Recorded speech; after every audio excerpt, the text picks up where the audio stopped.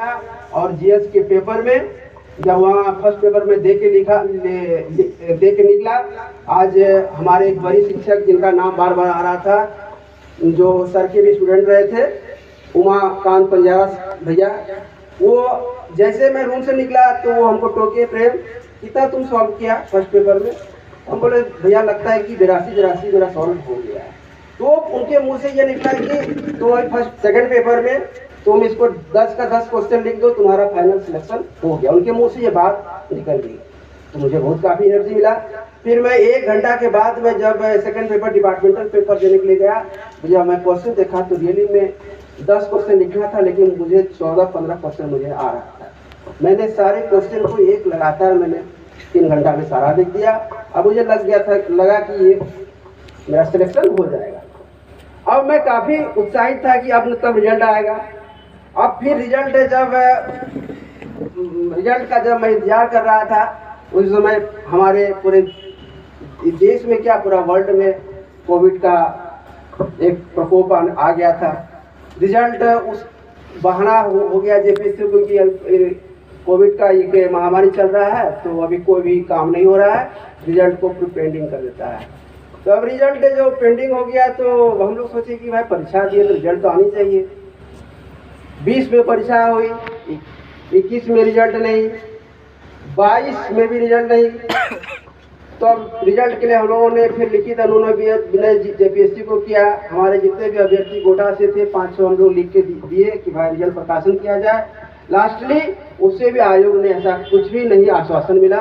तब जाके हमारे कुछ अभ्यर्थियों के द्वारा हाईकोर्ट का शरण लेना पड़ा। हाईकोर्ट में जेपीएससी को अल्टीमेटम दिया गया, वहाँ सेक्रेटरी आके जवाब दिए और तब जाकर के अंततः 3 जनवरी 2023 को 14 जनवरी 2023 को रिजल्ट का प्रकाशन हुआ। और अभी मेरी चयन हुई है, मेरी नियुक्ति नहीं हुई है। अभी मैं एक शिक्षक के ही पद पर हूँ और कागजात का वेरिफिकेशन हो चुका है। मुझे आशा है कि जो मेरा एक जज्बा था बचपन से कि एडमिनिस्ट्रेटर बनना है, उस एडमिनिस्ट्रेटर को बनाने में हमारे ब्लू स्टेशन के डायरेक्टर साहब मनीष सर का काफ़ी योगदान है। अगर आज ये नहीं मिलते तो हमको लगता है कि ये जो फ्रस्ट्रेशन का जो सिलसिला था, आज जो मैं 48 ईयर्स में मैं एक सिविल सर्विस में मैं पहुंचा हूँ, सिविल सेवा के क्षेत्र में, ये हमारे लिए बहुत ही गौरव की बात है। अब मैं 12 साल के लिए मैं एक प्रशासक के रूप में अपनी सेवाएं दूंगा और जहाँ तक बात है कि जब मेरी नियुक्ति जहाँ भी होगी, मैं अपनी काफ़ी ईमानदारी के साथ जनता की मैं सेवा करूंगा। और इसमें नो डाउट, क्योंकि मैंने जो पिछला जो 22 साल जो मैंने अपने शिक्षण कार्य को निर्वाह किया है, उसमें कभी मैंने अपने कर्तव्य के प्रति कभी भी लापरवाही नहीं बरती है। ये हमारे जो बीच में अभी जो शिक्षक बंधु है, ये एक उदाहरण है, ये लोग जानते हैं। अब मैं आने वाले भावी पीढ़ी को कहना चाहता हूँ कि जो इस सिविल सर्विस के प्रति जो जाना चाहते हैं, वो ये रेस जो है एक लंबी रेस है। यदि आप शॉर्टकट सोचेंगे कि मुझे सफलता मिल जाएगी, वो ऐसी बात नहीं है। कहा गया ना, slow and steady win the race.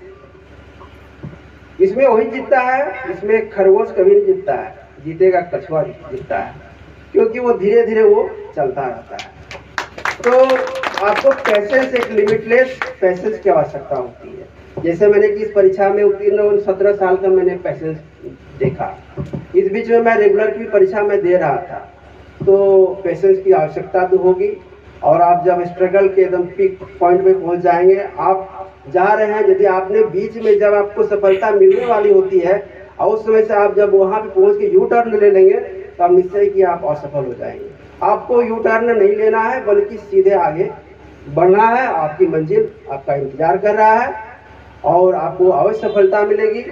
और मैं यहाँ पर विशेष क्या कहूँगा, इस सफलता का श्रेय हमारे पिताजी यहाँ बैठे हुए हैं, जो कि राजस्व कर्मचारी के पद पे कार्यरत थे, अब रिटायर्ड हो चुके हैं। मेरी माँ भी सहायक शिक्षिका थी, जो कि गोड्डा प्रखंड के कलवारा मिडिल स्कूल से रिटायर्ड हो चुकी हैं।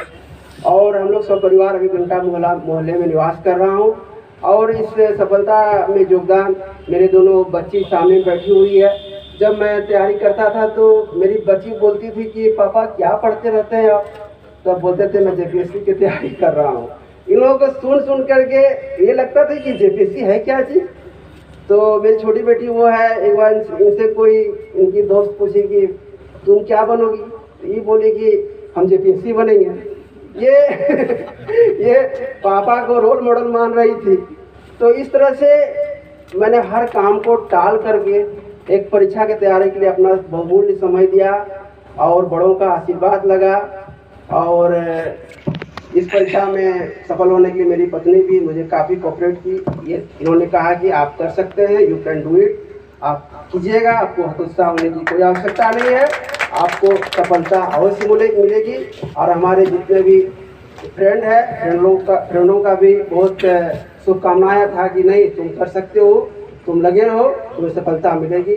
आज मैं सफल होकर के आप लोगों के बीच हूँ और आज मैं आप लोगों के द्वारा जो ये मुझे सम्मानित किया जा रहा है, मैं काफ़ी अपने आप को गौरवान्वित महसूस कर रहा हूँ।